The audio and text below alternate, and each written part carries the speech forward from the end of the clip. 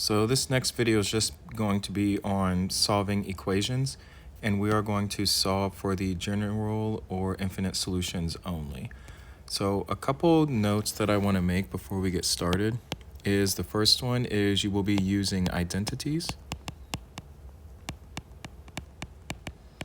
Could be reciprocal, Pythagorean, double angle, sum, difference, anything. So anything is fair games. We won't see a lot of sum or difference, but we will see a lot of double angles in this one, and Pythagorean identities. And the second one is that the inputs need to be the same.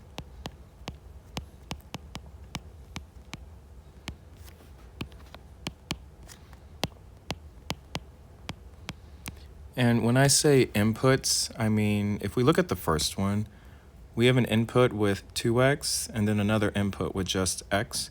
That's going to be a problem when we're trying to solve these, especially because we will end up factoring to where we have one binomial with cosine, and having one with 2x and another with x is not going to be a way to solve it, which is why we will be using identities. The third one is that we will have all terms on one side. If you think back to algebra 2, when we solve, we're solving for the x-intercepts or the solutions or the roots, and that is when y is equal to 0, or the outputs will be 0. So we want the entire equation to be equal to 0 in order to efficiently solve for those x values, or thetas, depending on what the equation starts with. Number 4 is know your algebra. We will be factoring, we will be using difference of squares, sum and difference of cubes, group factor by grouping, all of that. So you'll have to know your algebra. All right, let's start with the first one. So we have 3 cosine 2x plus 3 is equal to 1 minus cosine x.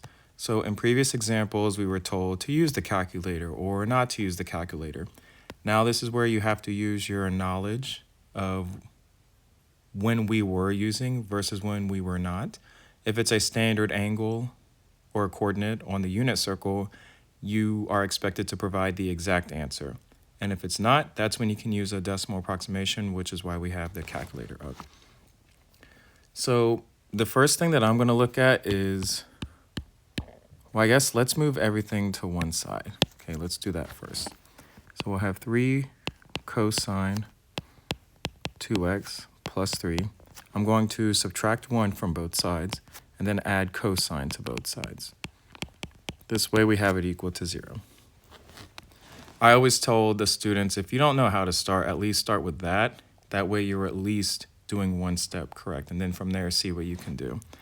Now what I notice is I have a cosine and I have another cosine, but they have different inputs. So we have a double angle identity here. There are 3 cosine double angle identities. The first one is cosine squared x minus sine squared x. The next one is 2 cosine squared x minus 1. And the last one is 1 minus 2 sine squared x. And you basically want to choose the one that will make it easiest to solve this. Now, I see cosine as my other trig expression, so I should pick the formula that only has cosine, which is why I'm going to go with this one. Do I have to pick that? No, but I want to try and be as efficient as possible, and I believe that this will be the one that will provide the least amount of steps. So cosine 2x, I will replace that with 2 cosine squared x minus 1. And then we have plus 3. We have plus 3 minus 1. We can just make that a 2. And then I have plus cosine x is equal to 0. All right, let's see where we're going from here. So we'll distribute the 3 to both of these terms. So we get 6 cosine squared x minus 3 plus 2 plus cosine x is equal to 0. So I want to rewrite this so that I have it in standard form, which means we have the largest term first and then the smallest term last. That's going to be my 6 cosine squared x as my largest term. The next largest term is going to be cosine x. And then I will combine negative 3 plus 2 to be minus 1 as our constant. Now from here, you need to think back to algebra 2. Yes, we're dealing with trig, but it's going to have the same qualities as a quadratic function. So let's think 6x squared plus x minus 1. If I want to factor this, we need to think about the leading terms. So if I look at my b value, it's +1. If I look at my c value, it's -1. And then I have my a value, which is 6. So we have a couple possibilities for our leading terms. It could be 6 and 1. But if I leave it like that, that creates a huge difference between what my constant will be and what our b value will be. So instead, we should use two factors that multiply into 6 that are closer together. And that would be 3 and 2. If I look at these, they have a difference of 1, so it's more likely that we will figure out a way to factor this in order to get that trinomial up top. All right, so this will be x, this will be x. Now from here, I need two numbers that multiply to -1, two integers. We have +1 and -1. And then I also see that my b value should be positive, which means whatever I multiply with this should be the positive value so that it's bigger. So let's try it. Whatever you try, always redistribute and see if it's going to work. So I have 3x times 2x, 6x squared. 3x times 1, that's going to be +3x. And then I have -1 times 2x. That means I have 3x minus 2x, which equals +x, which is what we have here. And then the last one is -1 times +1, so we have the -1. Now, if you don't know how to factor like this, yes, you probably learned the box method or X method. This is an intermediate step. It's not the end game, so you should really work on factoring by using the steps that I did when explaining it. Okay. Otherwise, these problems will take you a long time. If you can't factor like that yet, then you can even look online. Trinomial factoring, all right? And then when a is not equal to 1, it's also in Delta Math if you're in my class, okay? You have to know how to factor in order to get through these. So now that we've factored it, we can come back to using cosine. And just like we did in algebra, you're going to set each of those factors equal to 0.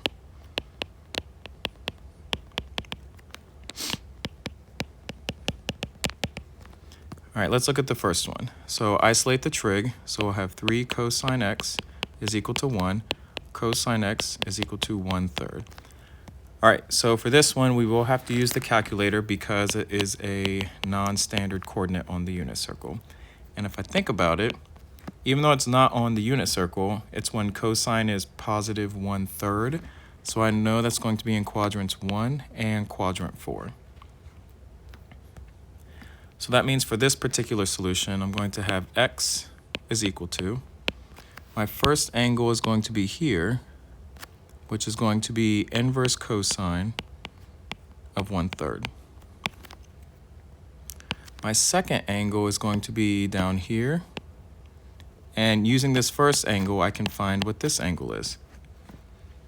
It's going to be 2 pi minus arc cosine of 1/3. And if you didn't watch the previous videos, I discussed how to find this in previous videos. So you might want to go back to those if you're not sure how I got that. Essentially, we're using the same slice in quadrant 1 to find out what this theta is in quadrant 4. So it's 2 pi minus that slice. And then we'll have plus 2 pi k. Now we're almost finished. We want to make sure that we type this into the calculator to get the approximation. You never want to leave an answer with trig. Okay, this blends in the calculus as well. We always want to evaluate our trig even if we're using a calculator. So from here, I'll do inverse cosine of 1/3. And I end up with 1.230. So that's that's still radians. It's a decimal, but it's radians. That's the angle in quadrant 1. And then in quadrant 2, I'll have 2 pi minus, I'll steal this, and I get 5.052. And then those are both plus 2 pi k. So that is half of our solutions from the first binomial. Now we have 2 cosine is equal to -1, and then cosine x is equal to -1/2. Now this is on the unit circle. -1/2, this will be 2 pi over 3 and 4 pi over 3. So we'll do x is equal to 2 pi over 3, 4 pi over 3. and then it will be plus 2 pi k. And that's it. This is general, so we don't have to do any extra steps here. So this is the same process for all of your trig solving, getting everything to one side, making sure the inputs are the same. Maybe you'll do some factoring. Maybe you have to use the calculator. All right, part B. So we have 5 minus 5 cosine x is equal to sine squared x. Let's move everything to one side. Well, okay. You could if you want to, but because I'm looking at this cosine x and then sine squared x, we're going to end up with a quadratic, which means I'm going to have to factor that quadratic, which means all of the trig needs to be the same. So I can't do anything with this cosine x. I mean, I could write it as like 1 over secant, but that's not going to help me do anything. And then I'm also introducing a fraction. I'm okay. So we need to focus on this sine squared. Are there any identities where we can rewrite sine squared in terms of cosine? Yes, your Pythagorean identity. So we can rewrite sine squared as 1 minus cosine squared theta. This is coming from sine squared x plus cosine squared x is equal to 1. Subtract cosine squared x from both sides. Okay, I just wanted to double check, make sure this is actually recording. All right. So now I see that my cosine squared is negative. That will be the largest term, so we can go ahead and move everything to the left. So when I subtract, or I'm sorry, let's just move everything and then we'll combine like terms. All right, so my leading term will be cosine squared x. The second term will be minus 5 cosine x, and then I have 5 minus 1, so we have plus 4 is equal to 0. Again, we can go back to algebra. So we have x squared minus 5x plus 4. All right, so now our a is equal to 1, which is nice, which means the leading term for each binomial will be x. And I need two numbers that multiply the positive 4 but add up to negative 5. Positive 4 but add up to negative 5. That will be negative 4 and negative 1. And you can redistribute to check if you want to.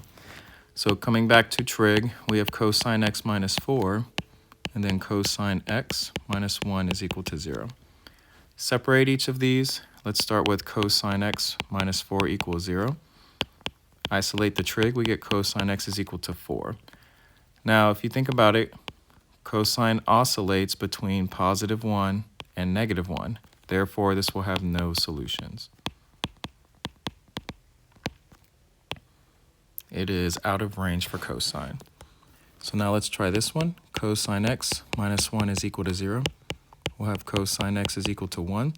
We will only have one answer for that, and that will be all the way over here.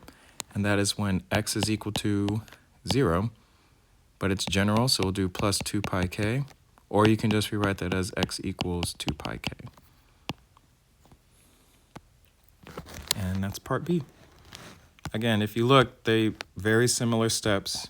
Get everything to one side, factor, solve for each factor. All right, part C, we have sine of 2x is equal to sine of x. So there's no way that we can rewrite this one to have a double angle, so we need to expand our sine double angle. We only have one option. So we have 2 sine x cosine x is equal to sine x. Now let's move everything to one side. So I'll subtract sine x from both sides. All right, and then, I need to go back. We talked about this in previous videos. You never want to do this. You never want to divide, because when you do that, you just it's sine x. You just lost all of your solutions for sine x, okay? So you never want to divide. Anytime you think divide, you should think subtract and factor, or subtract or add and factor, all right? So now I can factor out a sine. They both have a sine. So we'll go sine x, and then 2 cosine x minus 1 is equal to 0. And this is fine because we can set each of these equal to 0, and the trigs are going to be, they won't be conflicting one another in each of these. So we'll have sine of x is equal to 0, and 2 cosine x minus 1 is equal to 0. For sine of x is equal to 0, that's when y is equal to 0. So we will be at x equals 0 and pi. And then we'll have plus 2 pi k. Now if you look at this, every solution has a difference of pi. So we can rewrite this as pi k. Because if we plug 0 in for k, we get 0. If we plug 1 in for k, we get pi. If you plug 2 in for k, you get 2 pi. So that will replace, or that will take care of all of those solutions. You can also stop with this one. That's okay. But I always try to simplify to the most simplest form, because you might see that as a multiple choice.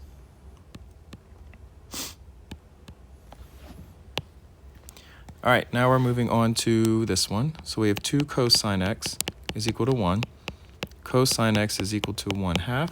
So this will be in quadrants 1 and 4. And those angles will be family of 3s. So in quadrant 1, we have pi over 3. Quadrant 4, we have 5 pi over 3. And then plus 2 pi k.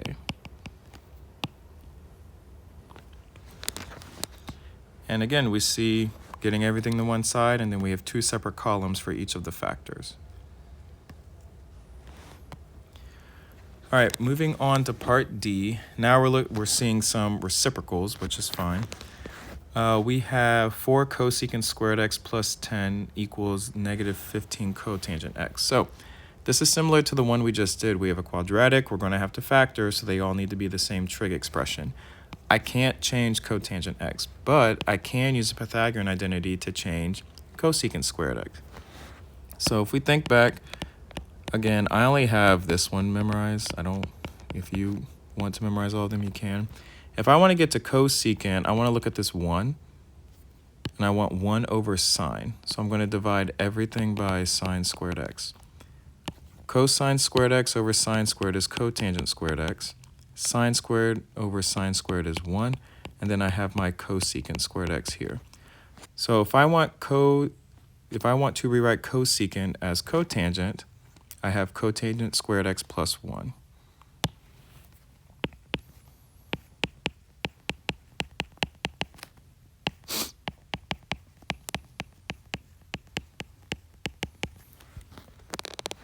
So writing this took me like 5 seconds. It's quick and painless. So I think it's better to just write it quickly and figure it out rather than trying to memorize all of them and potentially forget is the 1 plus or minus. So it just takes 5 seconds.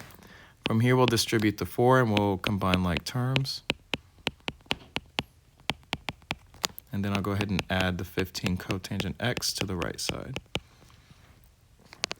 All right, the leading term is 4 cotangent squared x. And then we have plus 15 cotangent x, and then plus 14, which is equal to 0.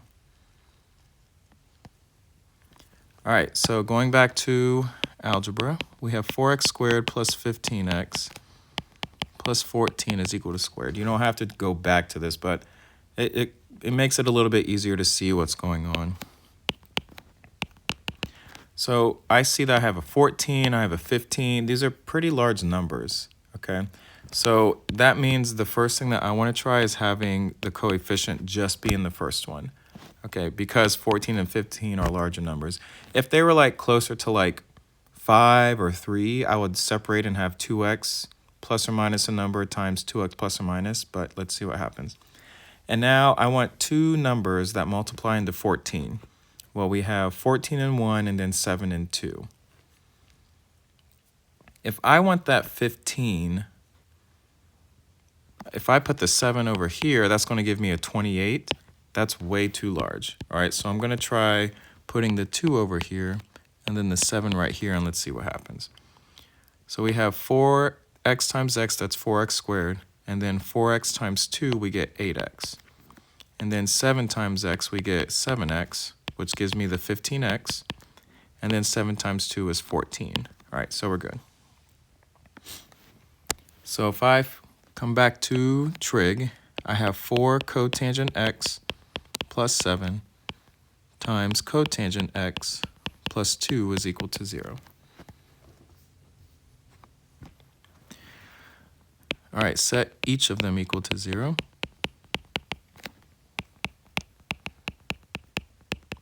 All right, this first one will have cotangent x is equal to negative 7/4. So this is definitely going to be a calculator problem. So the calculator doesn't have inverse cotangent, so I'm going to have to use the reciprocals. So I reciprocated cotangent to tangent, which means I have to reciprocate the opposite side as well.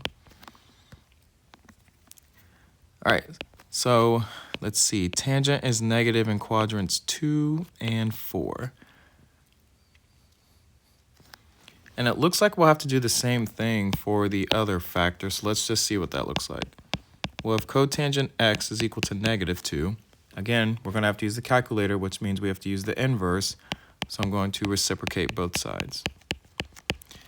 Now, negative 1/2 is a coordinate on the unit circle, but not for tangent, so we're going to be in quadrants 2 and 4 again. So I'm just going to rewrite this as one set. The first one is going to be inverse tangent of negative 4/7. The second one is inverse tangent of negative 1/2. And because it's tangent, it's going to occur every pi, so I can just do plus pi k for this one. Now again, you need to evaluate. So even though we're using the calculator, we need to show some approximations. So we'll do So inverse tangent of negative 4 divided by 7. We get negative 0.519. And this is okay because it's the general solution. I don't need to add pi or 2 pi to get it between 0 and 2 pi. It doesn't matter. I can just use positive or negative values within my set. So now we'll do inverse tangent. Let's see. We'll get negative 1/2. So we get negative 0.463. And then we'll do plus pi k. There we go. All right, part C, we have cosine x tangent squared x is equal to 3 cosine x. All right.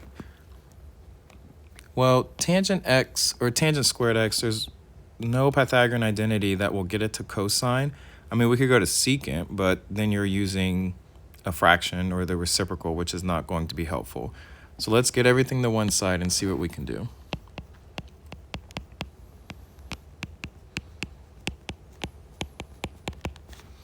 So we got everything to one side, and now the question is there a way that we can separate the cosine and tangent so that we can solve them separately? And yes, we can factor out the cosine from both terms. So we'll have cosine x times tangent squared x minus 3. And now that the trig expressions are separated, we can go ahead and solve them individually. For cosine x is equal to 0, we're going to be at the top of the circle and the bottom of the circle. And if we take a look, the first solution is pi over 2. And even though we have two solutions here, they are separated by pi. So I can just do plus pi k. And that is the first one. And now we'll have tan squared x is equal to 3. And we want to make sure that the tangent is raised to the first power. So we'll have tangent x is equal to plus or minus the square root of 3. Now tangent is equal to square root of 3 at 4 points. It'll be pi over 3, 2 pi over 3, 4 pi over 3, 5 pi over 3. So if I look at this, I have pi over 3. If I add pi to that, I get to 4 pi over 3. And then same thing for 2 pi over 3. If I add pi to that, I get 5 pi over 3. So I'll just do this. You could also do pi over 3, 2 pi over 3, 4 pi over 3, 5 pi over 3, plus 2 pi k. But again, I'll always show the answer that is more efficient, which is this one. All right, the last one, we have 4 terms with sine, so let's get everything to one side. 3 sine cubed x minus sine squared x minus 3 sine x plus 1. This one definitely has to be factored, and it has 4 terms. So this is going to be factor by grouping. So we'll group the first 2 terms and the last 2 terms. The greatest common factor in the first binomial is sine squared. So I'll factor sine squared x out.